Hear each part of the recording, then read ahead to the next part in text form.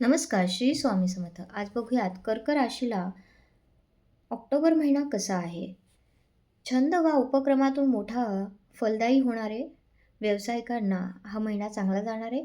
विशिष्ट करार माध्यमातून हा महिना चांगला असेल. कोर्ट प्रकरणे मार्गी लागतील. परदेश योग येतील.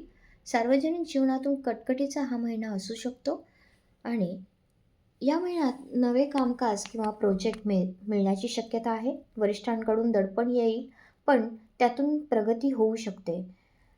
पार्टनरशिपमध्ये थोडा ताण निर्माण होऊ शकतो, पण नवे करार चांगले होतील. कुटुंब आणि नाती याच्यातून शांत तर कधी तणावपूर्ण राहू शकतो. पचनशक्तींकडे पचनसंस्था आणि मानसिक तणाव या बाबतीत काळजी घ्या. आत्मविश्वास वाढू शकतो. जुन्या अडचणींना चा उपाय काहीतरी सापडू शकतो. प्रवास व नवीन ओळखी लाभदायक ठरू शकतात.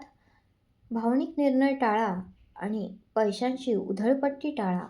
19 तारखेनंतर कर्क राशीमध्ये जो गुरु येणार आहे तो फलदायी ठरेल. ओम नमः शिवायचा जप रोज 108 वेळेस म्हणा. नक्कीच फायदा होईल.